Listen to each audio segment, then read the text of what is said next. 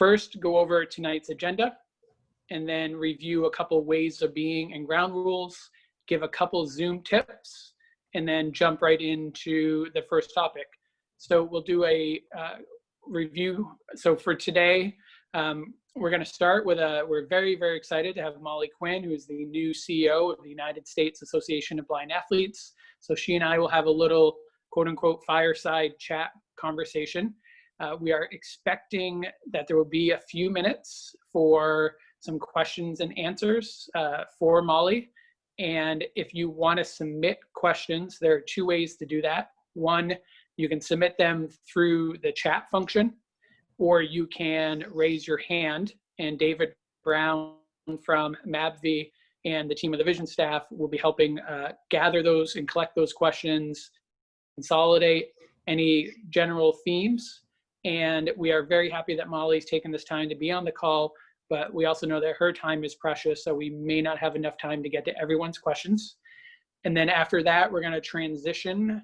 Chaz Davis will chat with Paralympian. I lost my thing. So we're going to transition to Chaz, and he's going to chat with Paralympian Jaryed Clifford. And we're going to show a pre-recorded video.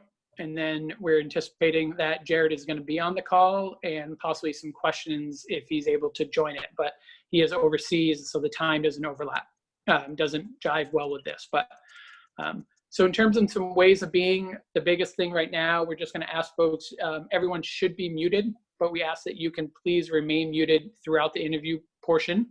If you have questions around technology or functionality, please submit that via the chat, and David will hopefully be able to work with you on that. A couple tips or shortcuts for Zoom users. I think most of these shortcuts are applicable to someone using an iPad or a computer. But if you wanted to unmute, it is Alt-A. If you want to raise or lower your hand, it's Alt-Y. If you want to open or close a chat window, it is Alt-H. And you want to turn your video on or off, it is Alt-V, as in Victor.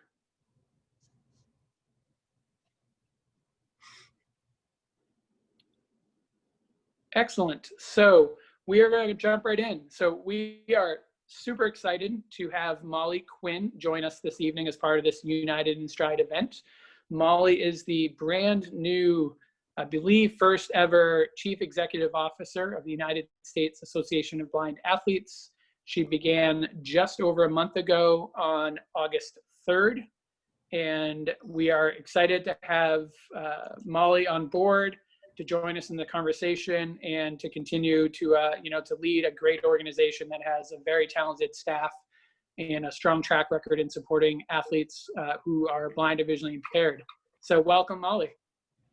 Thank you very much, Kyle, and thanks to the rest of the team and all of our athletes and sighted guides on the virtual call tonight. Really excited to be here and look forward to continuing to support you on your health and wellness journey.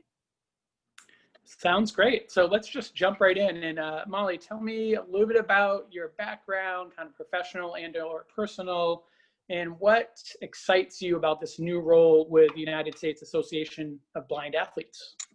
Thanks, Kyle. So I have been in the sports marketing business for about 30 years and fell in love with doing my first triathlon about 30 years ago with the endurance sports world. And what I remember most, and I carry with me in most everything that I do, is that, the training and all the hard work that it takes to be an athlete, that, there's nothing like crossing a finish line. And whether you've done it once, 5 times, or 50 times, it always feels good. And that's really what springboarded my career, was to stay in the event business because I wanted to provide safe, quality, and successful events for nonprofit organizations, and then work with large brands to be able to figure out how to provide more sports and activities to certain audiences. And being a part of the United States Association of Blind Athletes is, you know, a dream for me. I've always wanted to be a part of the Olympic and Paralympic movement, and I've had an opportunity to do some things here and there throughout my career, but this really provides you know, an opportunity for me to be able to share years of experience to be able to help young adults and adults, you know, further their health and wellness, and what is just so important for a blind and visually impaired community. That's tremendous. Great to hear. So if there is one kind of theme that you could pick that has kind of inspired you and or motivated you in your career, what would that theme be? You know, that theme is really doing something good for yourself and doing something good for somebody else or for an organization. So a lot of what's helped, you know, the world marathon majors and the sport of running really grow is exactly why we're on the call today. Peer-to-peer fundraising and the ability to participate, fundraise, or donate and volunteer and cheer. And I think that that even holds true today when there aren't events right now, and we all have to be thinking through how do we keep continuing to support the nonprofits that help us do these activities and these events, and how do we support our athletes and our sighted guides through some difficult times. Very true. I always admire kind of the dual mission of USABA, both in terms of a membership organization and supporting those individual athletes, but also knowing that you are supporting and working and tutoring and coaching and mentoring a number of organizations that are doing great work throughout the country. In your previous role as Vice President of Fitness and Endurance Partnerships at St. Jude Children's Research Hospital, you grew the St. Jude's Memphis Marathon exponentially in terms of both participants and raising money. So tell us a little bit about kind of what do you attribute that success to? Yes, thank you. Thank you for that, Kyle. You know, it was just such an honor to be a part of a mission to help, you know, cure cancer for young children. And, you know, part of what we really focused on as a team was making sure that, first of all, we produced a safe and successful event. And that really is what helped us grow our participant base. I'm a firm believer in that. I started out in the operations business with events. So, you know, I put cones down back in the day. I mean, I could go on for, you know, hours about some event stories that happens on the operations side. But really, one of the main areas that helped us grow, and hopefully this will help everybody on the call today, is corporate wellness, and really thinking through how corporations are looking at health and wellness a little bit differently. And we were able to grow the number of sponsors from a corporate standpoint and really tap into matching gifts. And so it was a whole nother revenue stream that we were able to, you know, really tap into as part of the Memphis Marathon in order to grow that revenue base. That's great to hear, especially in the race side of things. I believe that Richard Hunter, the founder of United in Stride, is on today's call, who, as you know, works very closely with USABA as a volunteer coordinator through the California International Marathon and the US Blind Marathon Championship. So excited to have your fundraising and corporate engagement background to, you know, that's already a wonderful event, but to grow and strengthen that as well. So it's exciting to have that. Wanted to shift gears a little bit just in terms of kind of brass tacks, engaging specific individuals. So how do you envision increasing youth development in sports and activities within the USABA community? Yeah, it's a great question because we know how important it is for our youth to become and stay physically active, and it's an ongoing challenge. One, we wouldn't be able to do a lot of our youth development without the partnering organizations that you mentioned earlier across the country. We've started last year a new Emerging Stars ID camp for young adults. And that was held at the US Olympic and Paralympic Training Center in Colorado Springs. We had almost 30 athletes from 15 states, and they participated in a 4-day long camp. You know, our goal is to be able to continue those efforts as we move into 2021, to really bring, I think it's about the experience. You know, once somebody can experience something that they feel comfortable doing and they feel safe, you know, then our goal is to be able to support them, and then also make sure we work with folks like you from a partnering organization standpoint in that specific part of the country.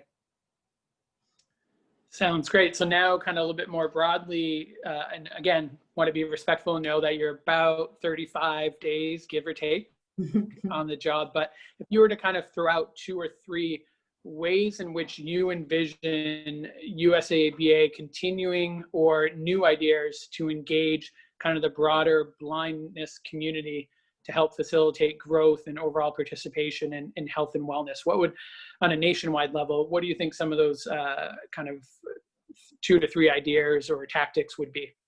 Yes, I mean, absolutely. We've been really fortunate to be working with the Anthem Foundation on a national fitness challenge where we've had, you know, almost 1,000 participants be a part of that program in a given year. And, you know, it's pretty neat to see that they've tracked almost 300,000 miles from that standpoint. And I think that piece and that fitness challenge and that tracking method is helping us out in, you know, this virtual world that we're all living in. So our goal would be to continue these virtual experiences and engagement, because we know then we can reach more people from that standpoint.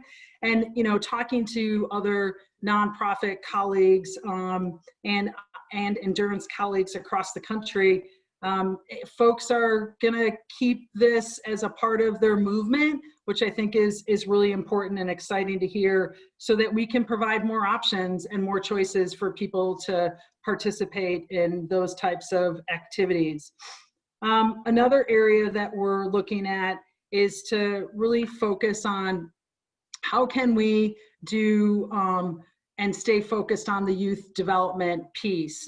And so trying to branch out and do some of these fitness challenges that are geared more towards youth is going to be something that we're looking at towards the end of the year, and exploring for like a New Year's resolution piece in 2021.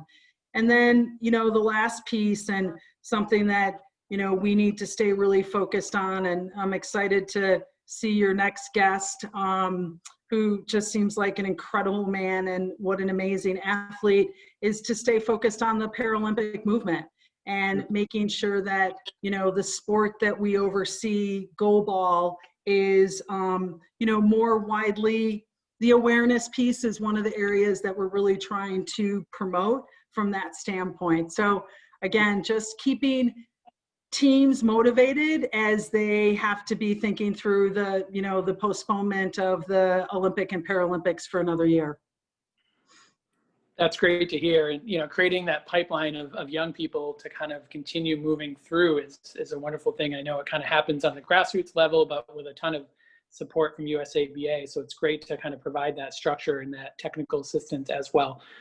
So we know, obviously, in a time like today, but always with an organization like USABA, but even more importantly now, diversity and inclusion is incredibly relevant to the work that we do and the people we work with, the folks we provide services to. And this conversation comes up whenever there's a large group. It came up this past year at CIM, and it's come up in New York City Marathon with Achilles and Houston, and obviously Boston is, you know, creating more diversity and inclusion within our sport, but also within kind of the movement as well. So what ways in which that you think USABA will be working with different communities of color to really promote and increase more diversity and inclusion within our sport?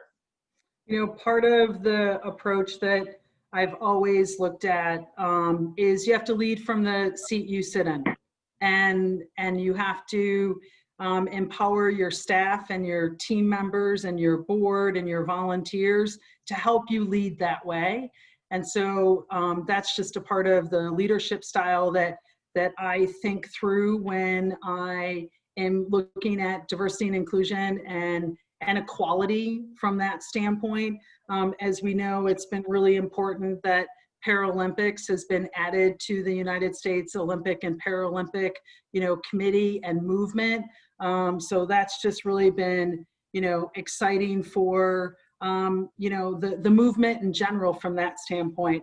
But I think it's important to make sure that we're doing exactly what we're doing tonight, because we all have to do this together from that standpoint in order to, build that foundation and really empower each of us to continue, those efforts.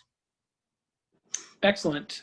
So you actually mentioned the Paralympic Committee and the USOPC and that wonderful change. And I actually think there are 4 or 5 current or former Paralympians on this call. So we're excited to have that. But what do you see as, I think a lot of us are familiar with USABA's role within the goalball community, but because we're United in Stride and Team of the Vision, it's a marathon. What do you see USABA's role working with the US Olympic and Paralympic Committee in terms of development within the track and field space? So I think in that space, we're more of a supporting organization, right? We want to be able to grow our endurance running platform. Currently with our relationship with the California International Marathon, there are plans to grow to potentially some other cities and some other distances from that standpoint. I really believe, back to the power of peer-to-peer fundraising, that we're providing an experience for an athlete and we're providing an experience for a sighted guide. And to be able to tell more of those stories, I think is going to help us grow even the diversity and inclusion part of the sport. And so that's one area from a track and field standpoint that I know that we're focused on. And again, another area is thinking through just what we do on a regular annual basis with our National Blind Sports Day, which is coming up here at the end of September. And it's turned into National Blind Sports Week, based on us having to go virtual and provide these experiences. So, we just continue to be able to provide that programming in order to support the track and field also. That's great. And I certainly can't speak for others. I know there's organizations on this call like Adaptive Sports New England and Catapult and Achilles, and for Team of the Vision and United in Stride as well. It'd be great to, I think, continue this conversation as it relates specifically to track and field, and, really strategically try to figure out how to make a movement in that and provide, more support both on the youth development end, but also for current Paralympians, and, how do we provide them with the resources to excel to the best of their ability. So that's exciting to hear that you're already thinking about that. So I guess my last question is, so also USABA is a membership organization, and which is wonderful. So can you talk a little bit about kind of current membership? So for folks who are on this call, whether they're sighted guides or athletes who are blind or visually impaired, talk just briefly about what are the existing membership benefits, and then ideas that you have to kind of grow and strengthen the participation and the membership of athletes who are blind or visually impaired. Yeah, that's great. So, our vision is for every American who is blind or visually impaired will lead a healthy lifestyle by actively participating in sports, recreation, and physical activity. When we look at our membership base, it's really made up of 2 audiences. Our lifetime members who, we wouldn't be where we're at right now without their continued support. And we really want to figure out, how do we engage our lifetime members in new and different ways? And I think your comment, Kyle, about how we can all work together with some of the partnering organizations, that could also be an area that our lifetime members can certainly support. And then when we look at what I would just call our traditional membership base is, somebody who's joining annually for a year to participate in an event. It's so important from the safe sport perspective and what we all need to do in order to make sure that sport is safe, both, you know, physically and mentally. And that's a big component of our relationship with the USOPC. So again, another part of the membership is that safe sport component, which is so important. I think another area that we want to be thinking through is, you know, customer service, and what are some of the ways that we can answer questions on a more ongoing basis in order to, you know, support somebody who maybe is looking for a sighted guide, or is there a way that we can, you know, provide additional resources and equipment. So more to come there as we look to build a much more robust strategic plan as we move forward. That's exciting news. As a lifetime member who kind of signed up as a result of CIM and my skiing with Vermont Adaptive, it's exciting to hear. And I look forward to hearing more on ways in which we can engage and be supportive. But also, you know, I think one piece of that is also members promoting and supporting USABA's mission and their work, both on the national level and our community level. To that extent, kind of last thing, if you want to just give out, obviously, all the information you shared today, I believe, would be able to found on the USABA website. But in terms of communication, what ways can folks plug into to learn more and keep up to date with USABA? Yeah, that's great. So our National Blind Sports Week kicks off on September 28th and ends on Saturday, October 3rd. And the way that we've looked at the week is really to provide, there's a different sport each day that we're covering. So we're covering youth development on day 1. We're covering goalball on day 2. We've got judo on day 3. We've got triathlon on day 4 and soccer on day 5. And then really on Saturday is a day for partnering organizations to be able to, you know, do an event together, do an activity, do an experience, right? We have to provide all these different choices. And then the other piece, and I think this goes back to Kyle, what you were saying is so important for partnering organizations across the country. You know, we're so fortunate to have incredible relationships with those organizations that are going to provide resources throughout that week. So make sure you visit our website to learn more and register for one of the upcoming resource nights or for one of the Facebook Live events. We'd love to see you there. Excellent. And if folks are on this call, if you don't already receive the USABA, I think it's a monthly e-newsletter. I strongly suggest that. It's actually how I found out about the ski weekend that Vermont Adaptive does. So check that out. I'm sure there's more information on their website. So we are going to transition to questions. But before we do that, I just wanted to thank Molly for your time. I don't think it's a secret that we actually recorded this a couple of weeks ago, and then due to technology issues, we're here today live, which is a great format. So, but we do appreciate now take 2 and your time and your patience and also your insight into USABA's vision. And we know that it's a dynamic team there, and we all are very eager to continue working with USABA, participating in your activities and events, and supporting the mission. So we're going to turn it over to David Brown, who's going to help with the questions. I think we have time for a couple questions from Molly. Great, thank you again. Thank you, Kyle. And again, this is David Brown from the Mass Association for the Blind and Visually Impaired. And Kyle called it technical issues. I call it David Brown accidentally deleted the wonderful recording that Molly Quinn and Kyle Robidoux did a couple of weeks ago. And Molly Quinn was gracious enough to come back this evening. So said David Brown could save face. So we appreciate her greatly. Again, if you guys have any questions, you can put it in the chat feature of Zoom, or you could raise your hand and I could unmute you. Again, it's great to notice that there are so many people here that have come to the Boston area. Kyle mentioned that Richard Hunter is on the call. It's great that we see Kyle Kuhn is here and Jason Dunkerley, who just a couple of years back received the Sim to Boston Richard Hunter Excellence in Running Award. I'm noticing that Corbin has a question, so let me unmute you, Corbin.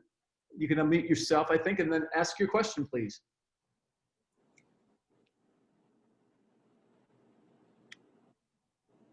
Okay, now I can. Hi, can you hear me? Yes. Yes. Yep. Hi, Molly. Thanks for holding the talk.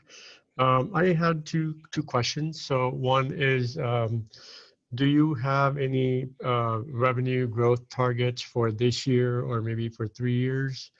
And the second question is, are you looking to hire some more like people in sales and marketing and grow the marketing department to help you achieve your goals?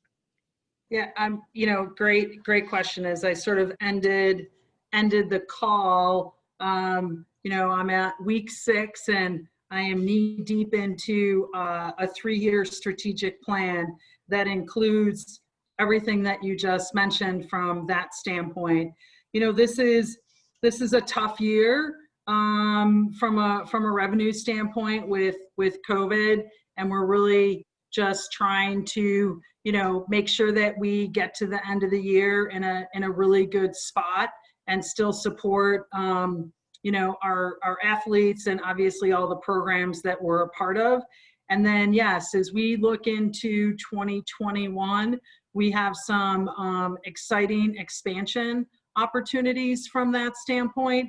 A lot of my background has been in sponsorship and partnership sales and really creating experiences for brands and corporations to participate in endurance and sporting events from that standpoint. So I'm excited to bring a lot of that experience to USABA from a revenue and fundraising perspective, and then to take the incredible years that I had at St. Jude Children's Research Hospital and really think through how can we do more events but still be efficient with those events and or partner with other organizations to be able to provide more opportunities out there. So thank you for your question, and I'm certainly available to talk further.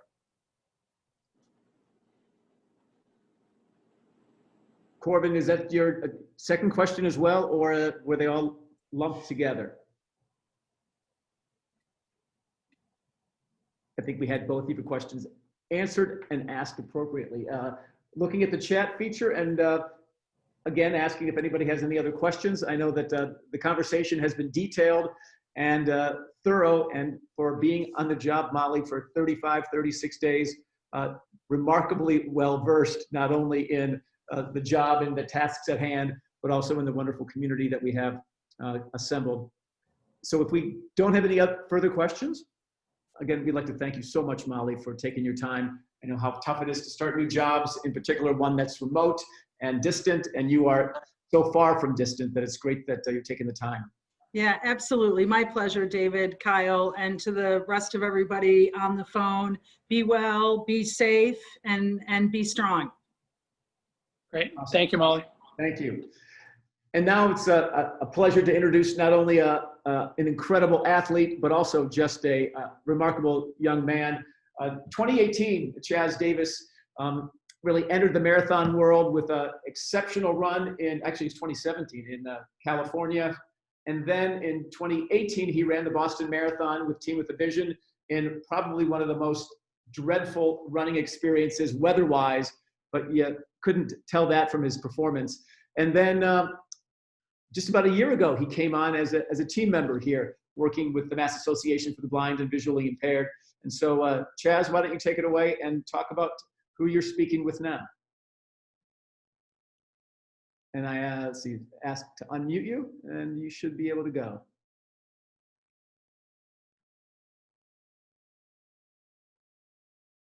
All right, let's try that again, Chaz. You need to unmute. Are you able to hear me? Right now we are. Awesome. All right, great. Thank you so much, David. And for our next speaker, I met him when he was just 17, and we were both competing at our first Paralympic Games in Rio 2016. And since then, he's gone on to win a bronze medal at the 2017 London World Para-Athletic Championships in the 1500. In 2019, he won 2 gold medals in the 1500 meter and 5,000 meter distances at the Dubai World Para-Athletic Championships.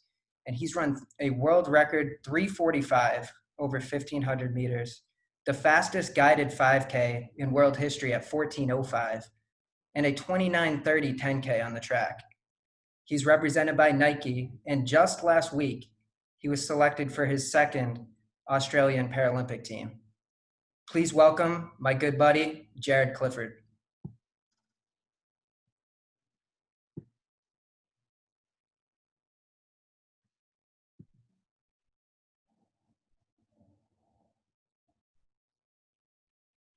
Thanks, Chaz, for that introduction. G'day, everyone. My name is Jaryed Clifford. I'm coming to you from Canberra, Australia, the capital city. I'm actually in hotel quarantine at the moment because where I'm actually from is Melbourne, and we've been in what we call stage 4 restrictions, which means we could only train for an hour a day, and there was a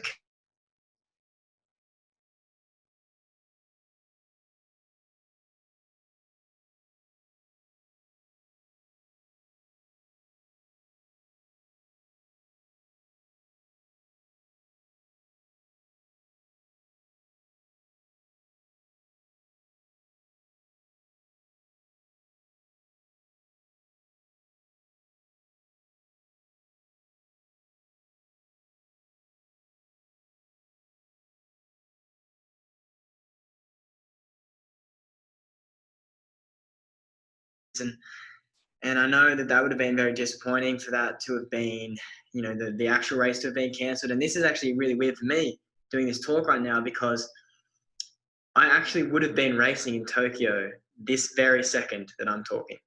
So I totally understand the disappointments of 2020, but I think what I'm going to take out of it is that I've learnt a lot, and I've still, you know, managed to get a lot of training in, you know, do a lot of running, which is what we all love. So I'm going to tell you a little bit about my story. I'm 21.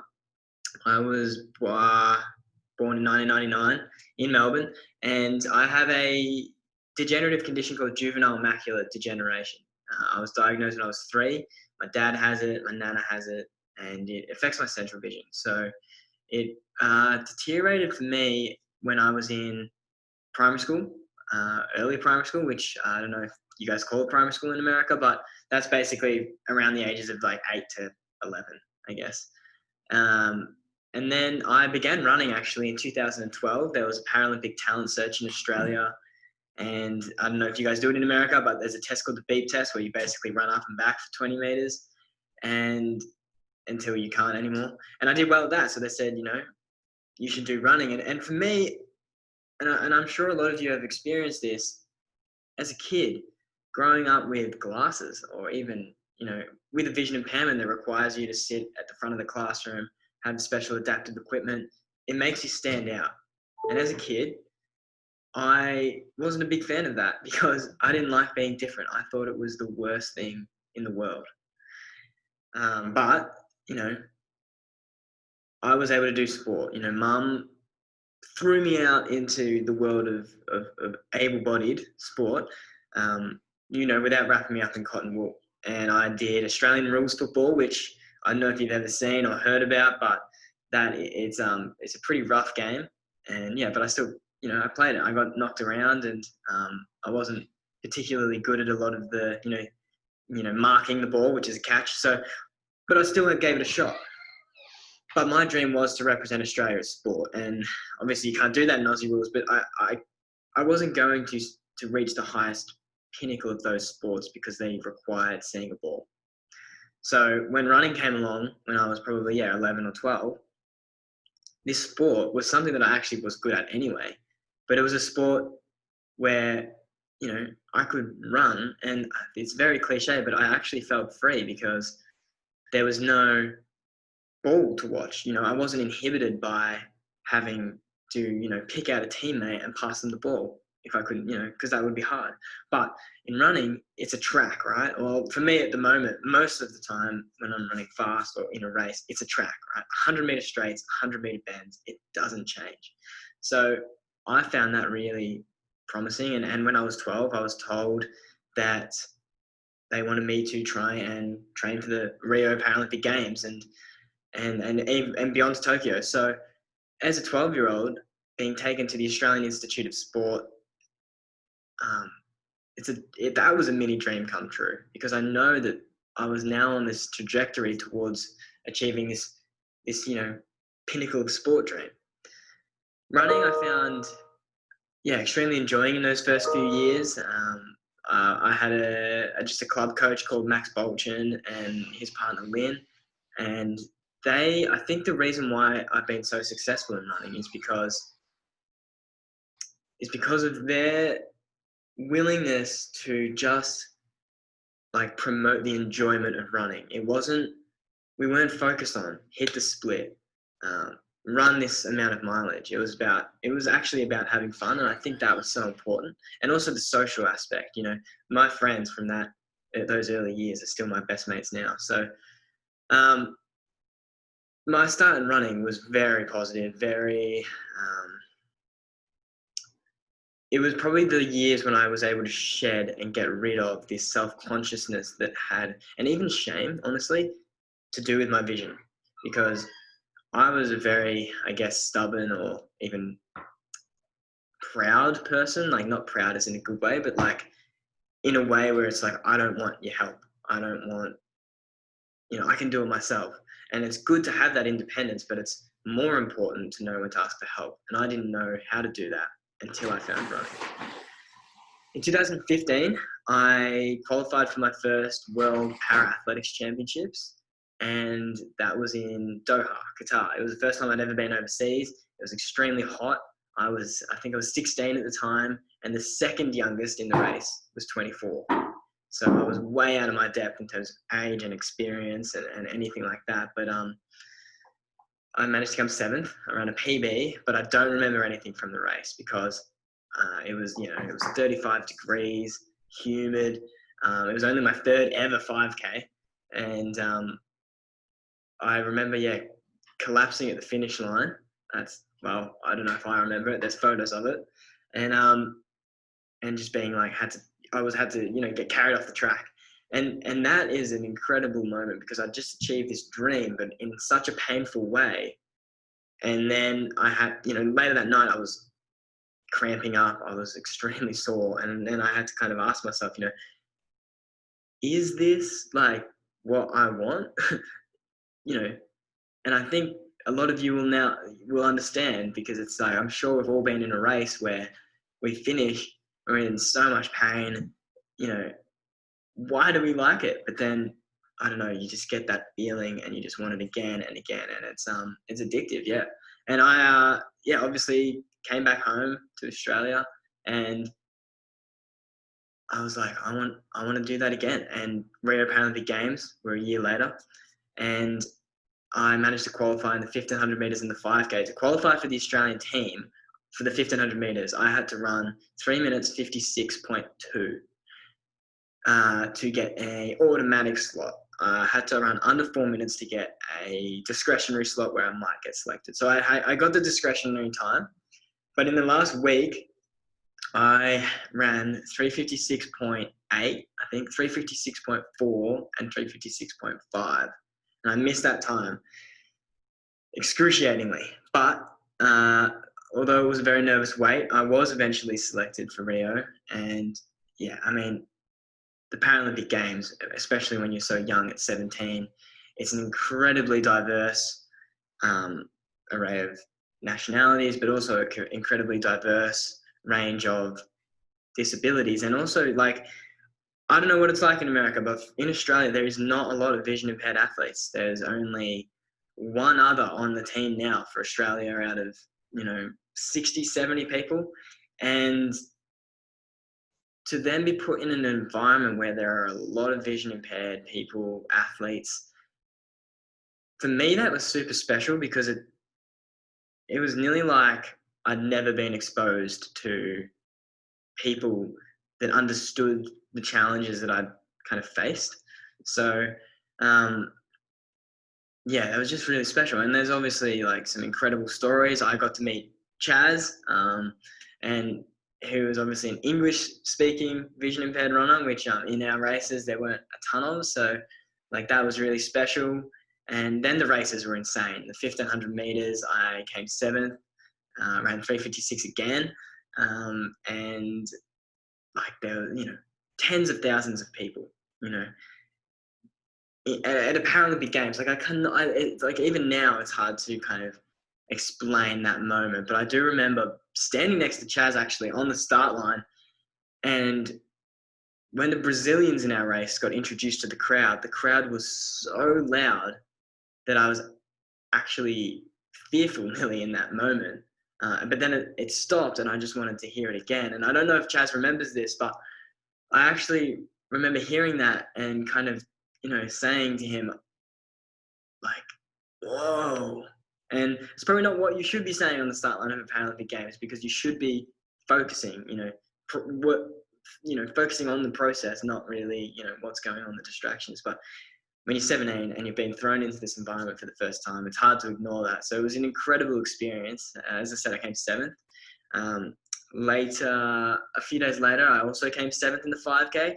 And after coming 7th in the World Champs the year before, I really wanted to come 6th, but I lost to a Moroccan guy by 0.01 of a second. So that was pretty excruciating, but it was just such a good experience. And it really did set me up for 2017, where I actually was able to combat my nerves a lot better, because I really subscribed to this focus on the process, not the outcome. Because in Rio, all I could think about was the crowd, what people at home would think of me, what happens if I come last, what happens if I don't achieve the time I want, rather than thinking about what I need to do to achieve and to execute the performance. And in London, I switched that psychology around, and I managed to win a bronze medal. So it definitely worked. And then in 2018, which was my last year as a junior and under 20 athlete in Australia, and I actually won an able-bodied national 1500 meter title. So, and that qualified me for the able-bodied World Junior Championships that were to be held in Finland, where I got to race against Jakob Ingebrigtsen, who's a bit of a superstar now. If you haven't seen him, look him up. He's 19 and has run a 1500 meters in 3:28. And I think he ran a sub 4 minute mile when he was like 16. So it was pretty crazy to come up against those kind of guys. And it really did set me up to 2019 in Dubai last year, World Para-Athletics Championships, where I managed to win the double gold in the 1500 meters and 5K. The 1500 meters only by 0.1 of a second. But, that was the dream come true. And that really was the thing that gave me the confirmation that in Tokyo, I would, it would be my gold medal to lose. That's kind of how I was starting to think about it. So it's pretty heartbreaking, to be honest, that the games aren't on. I really hope they go ahead next year. It would be, I'd have to really get on my reserves of patience, I think, if I had to wait till 2024. But I'd like to also talk about something that I think a lot of you guys would have a lot of experience of, obviously, but guide runners. I can't really use one in the 1500 meters because we're only allowed one at the international level, and my personal best is 3 minutes and 45 seconds. So it's very hard to find one person that can do it. For the 5,000 meters, I'm allowed 2 guides, and they swap it halfway. And one of them is my best mate, Tim, who's in hotel quarantine with me here. And the other one is Philo Saunders, who's my coach. And yeah, we're running, my 5K PB is 14 minutes 05. And yeah, so basically, I think a lot of you would have seen the tethers are like 30 centimeters long. And they basically are telling me not so much how to get around the track, although sometimes when I'm fatigued, definitely how to get around certain people. But one of the main things is also describing the race to me, what's unfolding. So how many laps to go even, because we obviously can't see the lap counters. And I found as soon as I used guides, and this goes back to what I was saying in my childhood about not wanting to ask for help and being so stubborn that I can do it myself. When I went to guide running, it seriously like liberated my running, or my 5K racing at least. It was like now I could just focus on running rather than stressing if I'm going to run into someone or run off the track or get the laps wrong, or and that was all gone, and now I could just focus on running. And I think it's good to actually speak to people that would probably understand that feeling. And it's my best mate Tim, we've been running since I was 13, and I would trust him with my life. And when that actually happens when I cross a main road, I don't know if a car's coming, although I'll obviously attempt to listen out for cars, but it's down to him, if we cross safely, basically. And I trust that.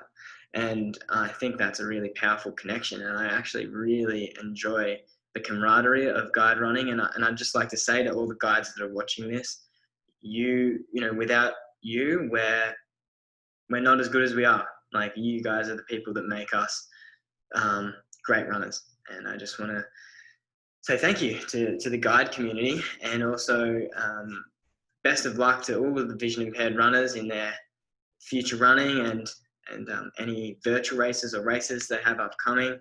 And hopefully I get to race in Tokyo. Hopefully you guys get to watch that. And to Chaz, hopefully we get to see each other soon. Thank you.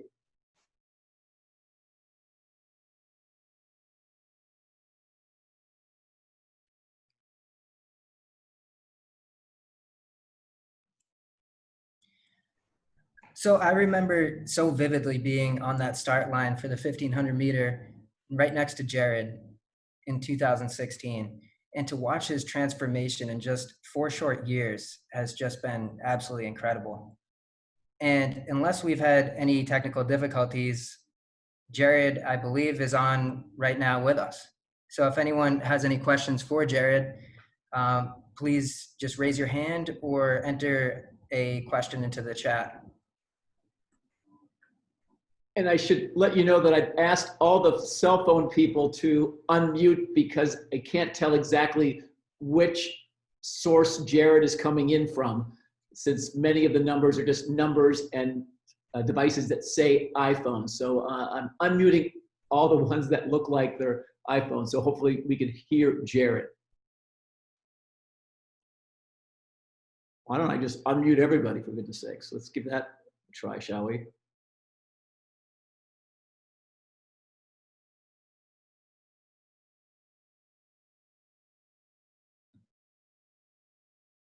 So everybody should be able to. Let's try this one.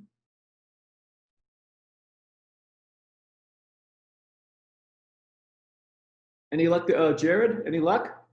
Oh, here we go. Try one more. One more. There we go. Here we go, Jaryd. I'm just trying to unmute. There you go. Hey, I'm here. Yeah. There he is. How's it going? Good, good. So Jaryd, he just finished up a training session, so really happy you're able to join us. Yeah, no, thanks for having me. And I'm stoked that I'm able to come on and have a chat, and hope everyone's doing well. Yeah, today I just did a fartlek session around the lake in Canberra, the capital city of Australia. And yeah, it was basically in my first week out of hotel quarantine and out of my state of Victoria, which is getting hammered by coronavirus at the moment. So yeah, it's good to have a bit of freedom. Absolutely. So do we have any questions for Jaryd? Again, if you have a question, you can type it into the chat and or raise your hand and we can give you a call. I know that here's one question, and that is not necessarily for Jaryd per se, but it is the one guide rule for the 1500 under review. It seems at times to get faster, it will be necessary. That's an incredible time. Yeah, I'm not sure if it's under review, but it's definitely something I'm going to be looking into in terms of talking to the people that can change that rule. Because as I get quicker, and then obviously if my vision gets, worse, or as I get quicker, it's harder to see when you're going that fast. So yeah, I guess that is something I'd love to have 2 guides. It would make things a lot easier for me. So yeah, we'll have to see.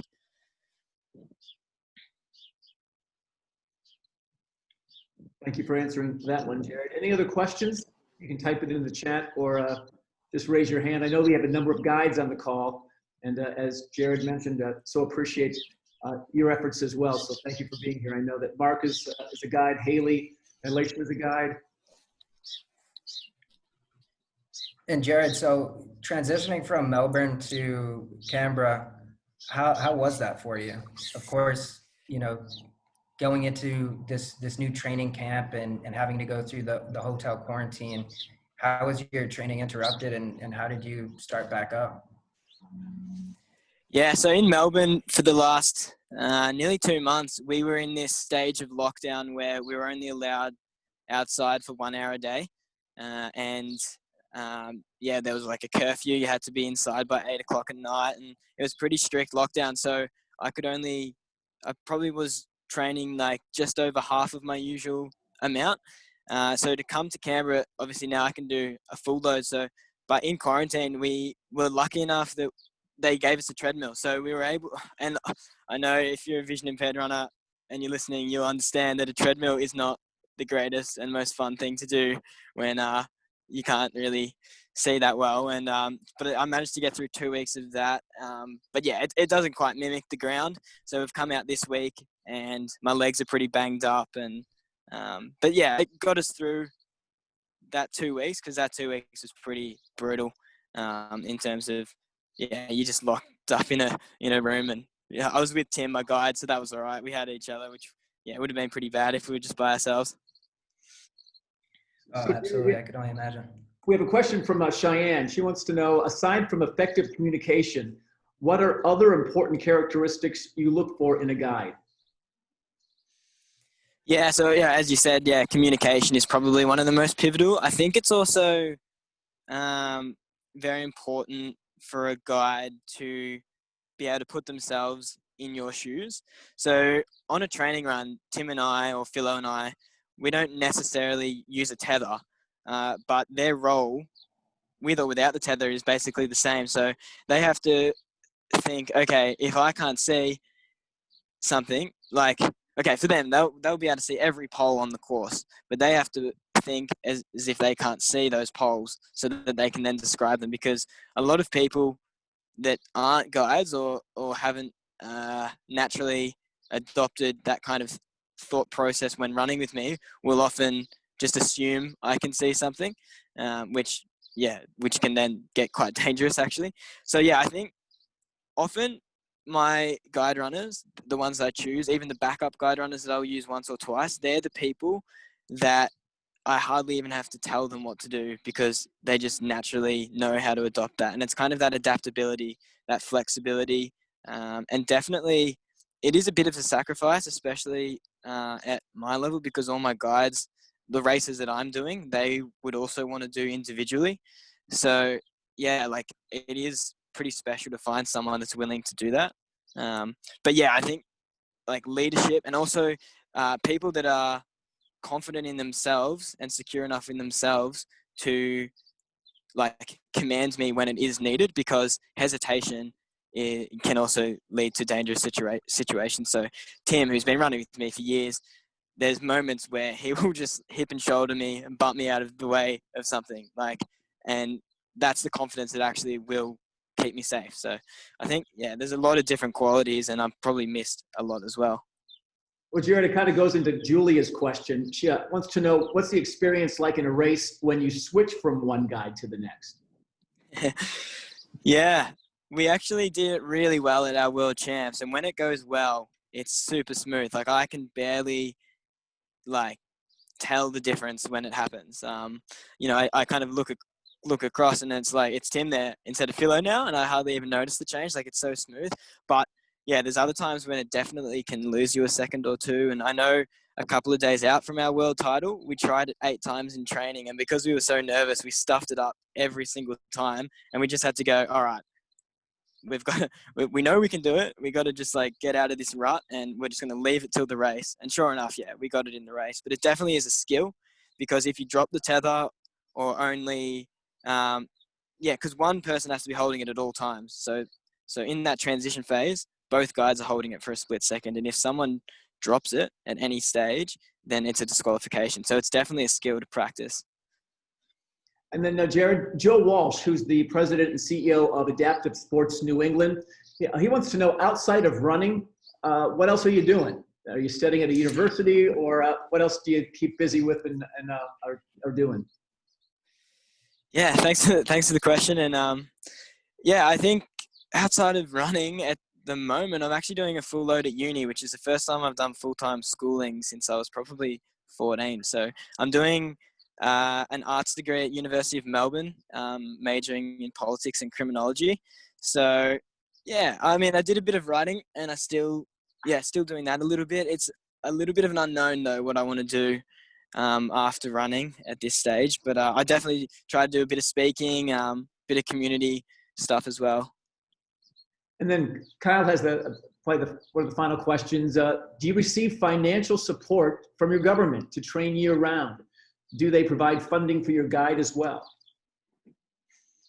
Yeah, so yeah, Australian Paralympic Committee, the Australian government are lucky enough that our funding, especially for medalists, our funding is actually equal to that of our able-bodied Olympians. So yeah, I'm actually funded by the government, and now also, which is the first time in athletics in Australia, I managed to get Tim funding as well, and Philo is able to get a type of funding too. So we're really lucky. And then also Nike coming on board this year, they're paying me like a professional athlete as well. So I'm in an incredibly fortunate situation with running, and it allows me to train full time, and because I think the vision impaired people out there would know that working, studying, especially if you're not as adept at the technology, like I'm still trying to learn a lot of that, it can be really tiresome, and it then can make training hard, which can then be detrimental to your performance. So being able to fully immerse myself in training is definitely crucial to my performances, and yeah, I'm able to do that because of that funding, which I'm really grateful for.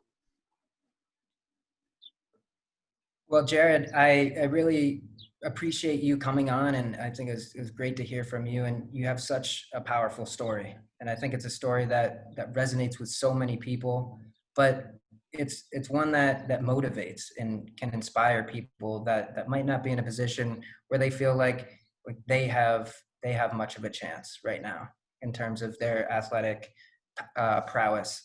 So, I really think that your story is one that people will take and remember for a while. So I appreciate you coming on. Yeah, no, thanks for having me, and yeah, hopefully we do get to see each other soon, Chaz. It'd be good to see each other at a championship or a marathon or a games sometime soon. Yeah. Hopefully, hopefully I make it to Tokyo as well. And so, I really want to thank both Jaryd and Molly for coming on tonight. And I know they have such busy schedules. Jaryd, of course, was just finishing up a training session. And of course, all of you who attended tonight. This year, we had a year that we've never experienced before. And I think now more than ever, working with so many dedicated athletes and guides like you all has given me the motivation that I've needed in my own running and my own career to keep on going. And I think as visually impaired athletes and just as human beings, I think we have to adapt every single day and pivot and find new ways to do things. And we're doing that a lot right now. And so I just want to thank all of you for joining today, and I hope to hear from you all soon. And to make sure that we become members at the United States Association of Blind Athletes, it's pretty simple. You just go to usaba.org, and there's a link to become a member, and it's a very quick and easy process. And of course, United in Stride, I know so many of you are signed up and registered on United in Stride, but if you aren't, you just go to unitedinstride.com, and there's a link to sign up. So I hope that you all are staying safe and healthy, and I hope to see you all in person very soon.